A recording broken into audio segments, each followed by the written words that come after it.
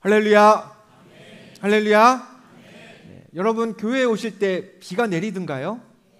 네, 다 이렇게 우산 쓰고 오셨나요? 네, 이 밤 비는 내리지만 또 어디서는 또 장마가 뭐 일찍 시작되었다 그러더라고요. 날씨도 꾸덕꾸덕 끈적끈적해지지만 오늘 이 시간 기도하는 우리의 열심은 그 무엇도 사그러들지 못하게 할 줄 믿습니다. 우리는 지난 주일을 성령 강림 주일로 지키고 보냈습니다. 성령께서 임하시면 그곳에는 반드시 변화가 생깁니다. 어떤 변화가 일어날까요? 성령이라는 단어에 주로 어떤 말이 붙는지를 확인하면 성령이 임재하셨을 때 어떤 변화가 나타나는지를 확인할 수 있습니다. 성령이라는 호칭 뒤에 오는 가장 보편적인, 가장 우리가 많이 듣는 단어는 충만입니다. 성령은 임재하시는 것으로 그치지 않습니다. 임재, 무슨 뜻인가요? 도달한다는 것입니다. 어딘가에 닿는 거죠. 그래서 마주한다는 뜻입니다. 성령은 우리 곁에 오셔서요, 그냥 우리를 마주하시는 것으로 그걸로 모든 사역을 끝내시는 분이 아니십니다. 마주하시면 우리 안에 들어오십니다. 들어오셔서 우리를 성령으로 채우십니다. 내 안에 내가 가득했다면, 이때까지는 나만 있었다면 나는 줄어들고 성령이 차지하는 비중이 늘어나면서 우리의 말과 생각, 행동이 더 성령스러워지는 거죠. 두 번째, 성령 뒤에 자주 붙는 단어는 열매가 있습니다. 우리가 잘 아는 갈라디아서 5장의 말씀 우리 함께 한번 보겠습니다. 갈라디아서 5장 22절 23절입니다. 오직 성령의 열매는 사랑과 희락과 화평과 오래 참음과 자비와 양선과 충성과 온유와 절제니 이 같은 것을 금지할 법이 없느니라. 아멘. 이 말씀에 언급된 사랑, 희락, 화평 등의 열매는요, 우리가 맺는 게 아닙니다. 우리를 통해서 성령이 역사하시면 자연스럽게 맺혀지는 겁니다. 그래서 갈라디아서 말씀에서도요, 이 같은 것을 금지할 법이 없다고 했습니다. 막을 수가 없다는 겁니다. 성령이 우리 안에 충만하시게 되면요. 또 성령 하면 뒤에 자주 붙는 단어 또 있죠. 은사입니다. 은사, 다른 말로 하면 선물입니다. 성령께서 우리 안에 임하시면, 그래서 우리가 성령으로 충만해지면 우리는 하나님으로부터 각각 선물을 하나씩 받게 되는 겁니다. 하나님이 그럼 왜 선물을 주실까요? 이유가 있습니다. 우리가 받은 은사를 활용함으로써 하나님께 영광 돌리게 하기 위함입니다. 그러므로 성령의 은사를 받으면 하나님께서 영광 받으시도록 우리는 은사를 활용해야 합니다. 가만히 받은 은사를 묵히지 말고 은사를 활용해야 한다는 직분이 주어지는 겁니다. 사명이 하나 더 생기는 거죠. 그 원리를 베드로전서 말씀은 이렇게 전하고 있습니다. 각각 은사를 받은 대로 하나님의 여러 가지 은혜를 맡은 선한 청지기 같이 서로 무엇하라? 봉사하라고 했습니다. 은사를 받았으면 가만히 있지 말고 서로 봉사하라는 겁니다. 봉사함으로써 하나님의 선한 청지기가 되라고 했죠. 사도 바울도요, 같은 생각을 가지고 있었습니다. 오늘 본문 3절 말씀을요, 우리 같이 한 목소리로 읽어봅니다. 시작. 하나님의 성령으로 봉사하며 그리스도 예수로 자랑하고 육체를 신뢰하지 아니하는 우리가 곧 할례파라. 아멘. 하나님의 성령으로 뭐 하라고 했죠? 봉사하라고 했습니다. 내가 받은 성령의 은사를 가만히 묵혀두거나 나 자신을 위해 사용하지 말고 하나님을 위해, 이웃을 위해 베풀면서 섬기라는 겁니다.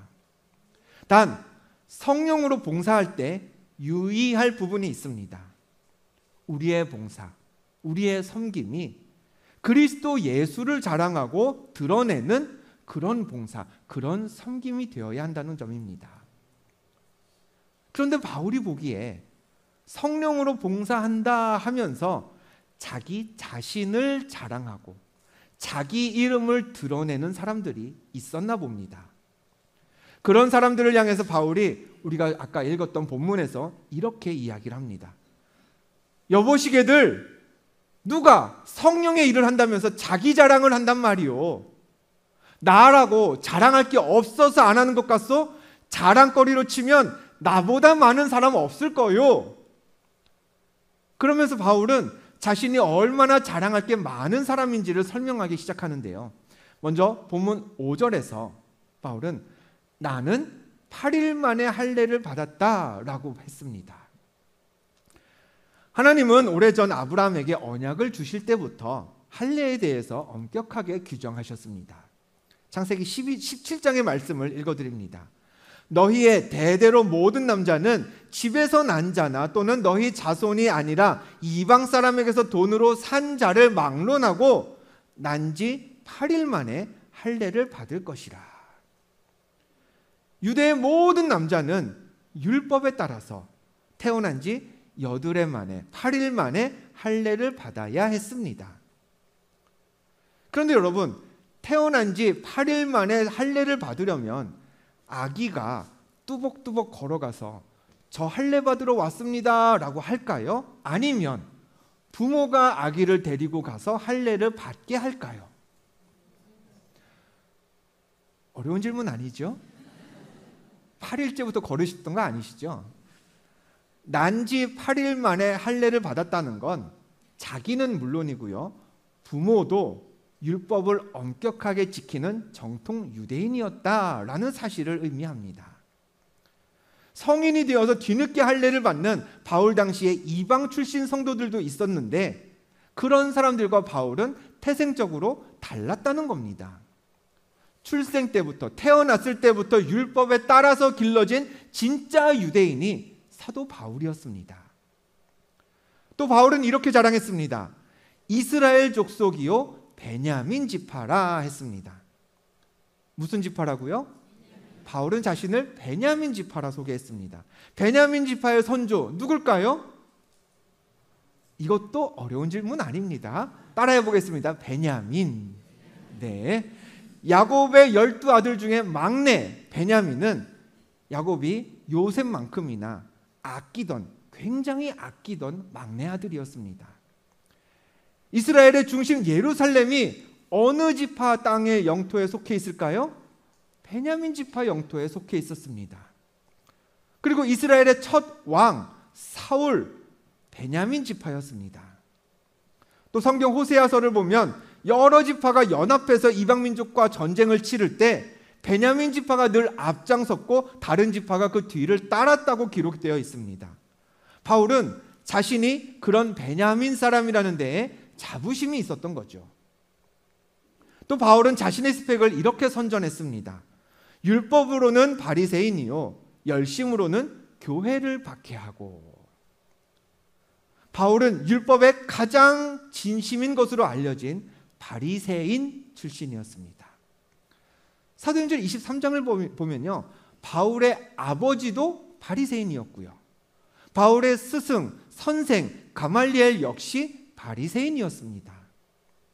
자신과 가까운 주변 사람들이 다 철저한 바리새인이었기 때문에 바울은 율법이 아닌 다른 도, 그 당시로서는 예수 그리스도가 다른 도였겠죠. 율법에서 빗나간 이상한 무엇이었습니다. 그 도를 따르려는 초대교회 성도들을 바울은 용납하기가 어려웠습니다. 그래서 뭐 했나요? 초대교회를 박해했죠. 그랬던 스스로를 돌아보면서 바울의 자랑은 이렇게 마무리됩니다. 율법의 의로는 흠이 없는 자라.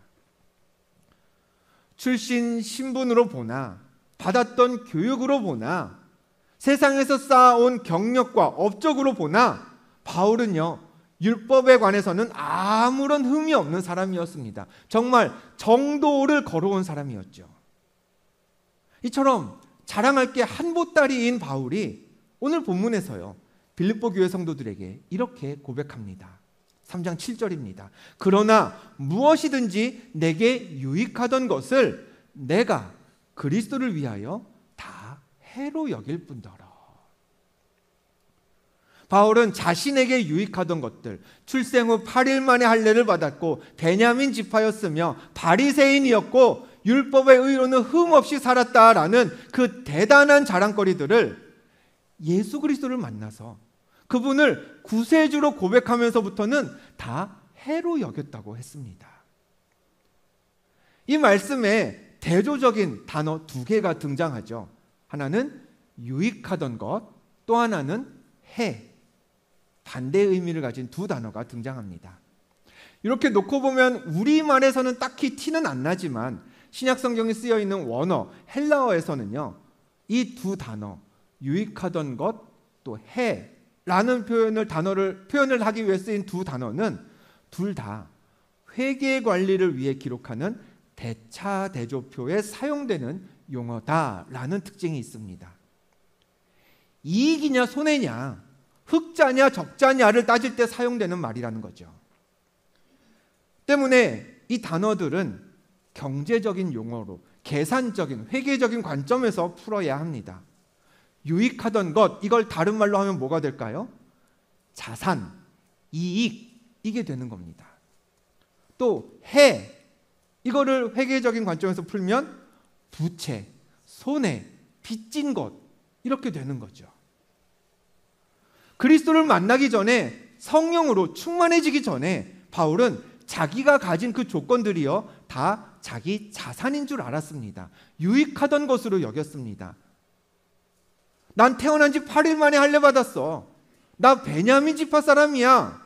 우리 부모님도 바리새인이고 내 선생님은 최고의 바리새인이야. 율법으로 따지면 나 흠잡을 것 하나 없는 사람이다. 이게 바울에게 자랑거리였습니다. 이런 특징들이 바울을 스스로 경쟁력 있는 사람으로 만들었고요. 바울이 그렇게 여겼고요. 어디를 가서 누구를 만나든지 바울에게 든든한 힘이 되었을 겁니다. 그런데 바울이 예수를 만나고 달라졌죠. 나면서부터 할례 받은 하나님의 자녀였다는 것, 훌륭한 부모님, 좋은 선생님에게서 율법을 잘 배우며 자란 것, 알고 보니 바울의 자산이 아니었던 겁니다. 하나님께서 은혜로 거저 주신 거죠. 거저 받았기 때문에 바울이 하나님 나라를 위해 일하면서 앞으로 어떻게 해야 되는 건가요? 갚아 나가야 했던 부채가 되어버린 겁니다. 괜찮은, 남부럽지 않은 직장에 다니는 이들을 보면 우리는 이렇게 생각하죠. 야, 좋은 직장 다녀서 좋겠다. 사람들한테 얼마나 당당하고 자랑스러울까. 그래서 우리도, 또 우리의 자녀도 자랑할 만한 직장, 좋은 직업을 갖길 원합니다. 그걸 자산이라고 믿기 때문이죠. 좋은 가정, 좋은 환경, 마찬가지입니다. 경제적으로 안정된 가정보다 탁월한 자산은 없다고 여깁니다. 그래서 우리의 가정이 그런 환경을 갖추도록 우리 다 애쓰며 살고 있지 않나요? 재산, 사회적인 지위, 건강 똑같습니다. 우리는 그 모두가 다 훌륭한 자산이라고 생각합니다. 그래서 손에 넣기 위해 노력하고 실제로 갖게 되면 자랑도 합니다. 물론 재산이나 지위를 더 얻으려 애쓰는 게 그게 잘못은 아닙니다. 건강을 누리고 가정 환경을 좋게 만드는 게 악한 것도 아닙니다. 다만 그걸 내 자산으로, 내가 열심히 노력해서 얻은 내 이익으로만 여기는 게 우리의 신앙생활에 큰 문제가 될 수 있습니다. 사실은 그게 다 어디서 왔기 때문인가요? 하나님이 우리에게 누리라고 허락하신 겁니다. 하나님이 내게 누리라고 거저 주신 은혜의 선물인 거죠. 때문에 우리는 하나님께 빚진 자이고요. 자산이 늘어난 게 아니라 빚이 생긴 겁니다. 다 우리의 부채, 빚으로 계산되어야 하는 것들이죠. 간혹 자기 자산이 아닌 걸 자기 것인 양 자랑하는 사람들이 있습니다. 내 집이 아니에요.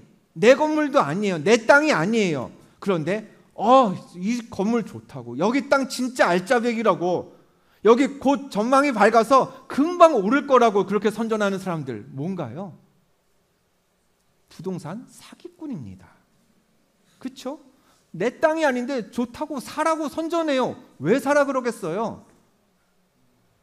내 건 줄 믿고 사고 나는 갖고 튀고 그렇게 되는 거죠. 실제로는 물건 가진 게 없습니다. 근데 고객님이 찾으시는 물건 딱 하나 남았네요. 이거 찾는 사람 되게 많아요. 그러니 얼른 저한테 계산부터 하세요. 이런 식으로 자랑만 하는 사람, 자기 것도 아닌데 자랑하는 사람, 100% 사기꾼입니다. 그런데 우리 신앙생활은 어떨까요? 내 직장, 내 건강, 내가 가진 재산, 내 지위, 나를 둘러싼 주변의 환경들, 하나님은 우리가 앞서 살펴본 대로 각각 은사를 받은 선한 청지기 같이 서로 봉사하라는 뜻으로 우리에게 거저 주셨습니다. 다 은혜로 받은 선물이죠. 내 게 아닙니다. 근데 그게 다 내 자산인 줄 알고 그것 때문에 어깨에 힘이 들어가면, 그걸 자랑하기 시작하면 남의 땅, 남의 물건으로 사기치는 사람들하고 뭐가 다를까요? 성령으로 충만해진 바울은 자신이 지금까지 부채를 자산으로 잘못 알고 있었음을 깨달았습니다. 그래서 생각을 바꾸었습니다. 본문 8절 우리 같이 읽어볼까요? 시작. 또한 모든 것을 해로 여김은 내 주 그리스도 예수를 아는 지식이 가장 고상하기 때문이라. 아멘. 예수 그리스도를 만나 성령 충만해진 바울은 모든 것을 다 해로, 즉 부채로, 빚으로 여기게 되었습니다. 전에 자기가 자랑하던 것, 귀하게 여기던 것들이 내게 아니라, 내 자산이 아니라 하나님께 받아서 잠시 누린 부채였음을 알았기 때문이죠. 그래서 바울은 그때부터 이렇게 고백하기 시작했습니다. 로마서의 말씀인데요. 헬라인이나 야만인이나 지혜 있는 자나 어리석은 자에게 다 내가 누구예요? 빚진 자예요. 하나님에게 또 사람들에게 바울은 항상 성령 충만해진 이후로 항상 빚진 자였습니다. 세상에서 이미 많은 것을 누렸기에 부채가 잔뜩 쌓인 사람이었던 거죠. 그걸 깨닫고 바울이 새롭게 이렇게 결심합니다. 이 말씀에 이어지는 바로 다음 구절 1장 로마서 1장 15절 함께 읽겠습니다. 시작. 그러므로 나는 할 수 있는 대로 로마에 있는 너희에게도 복음 전하기를 원하노라. 아멘. 성령 충만한 그리스도인은요, 이래야 하는 겁니다. 내가 원하던 학교에 갔다, 바라던 직장 일터를 얻었다, 오래도록 준비하고 꿈꿨던 열매를 맺었다, 잃어버렸던 평안을 되찾았다, 내가 건강을 회복했다. 그럼 그게 우리의 최종적인 목표를 이루게 되어서는 안 되는 겁니다. 그건요, 그저 우리가 하나님에게 또 하나의 부채를 떠하는 겁니다. 그러니까 여러분, 내 기도가 응답되었다면, 하나님이 내 기도에 반응하시고 역사하셨다면 나는 더 빚진 자가 되었음을 기억하면서 그 빚을 갚기 위해 복음 전하고 그리스도를 자랑하면서 그 빚을 갚아가며 살아야 합니다. 그런 성도의 삶, 바울은 이렇게 표현했습니다.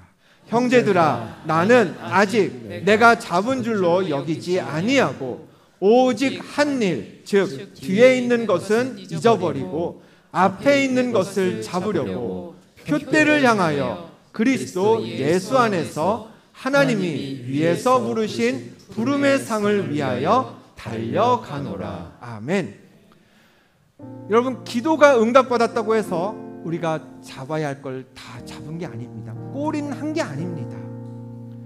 바라던 것 얻었으면요, 그걸로 끝이 아닙니다. 죄인인 날 위해 하나님의 은혜를 베푸셔서 나에게 부채가 생긴 겁니다.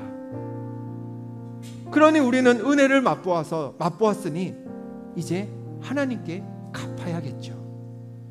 그래서 어디를 향해 더 가야 됩니까?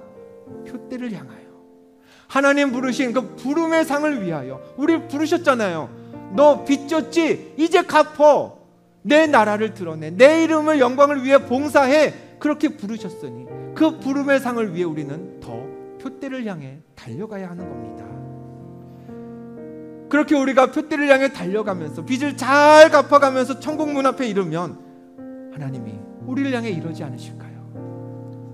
얘야, 내가 나의 모든 백성에게 은혜를 베풀었는데 나한테 구하면 내가 주고 나에게 찾으면 내가 찾게 해주고 내가 두드리면 다 열어주었는데 다들 자기가 해낸 줄 알고 그거 자랑하면서 살더라. 그런데 너는 내가 베푼 은혜를 잊지 않았구나. 네가 한 게 아니라 내가 했다는 걸 인정해 주었구나. 고맙다 얘야. 여기까지 잘 달려온 너에게 내가 줄 상이 아주 크단다. 이제 여기서 그 상 나와 같이 누리지 않으련. 이 땅에서 우리가 누리는 거요, 그건 우리 자산이 아닙니다. 하나님 것인데 우리에게 거저 빌려주신 겁니다. 우리의 빚이죠. 이 땅에서 우리가 누리기 원하는 것, 그게 우리 삶의 목적과 목표가 될 수 없습니다. 우리가 잡아야 할 표대는 저 하늘에 있습니다. 그리스도 예수 안에서 부름의 상을 위해 잘 달려가서 천국 문 앞에서 다 하나님께 칭찬받는 그런 하늘 백성 되시기를 주님의 이름으로 축복합니다.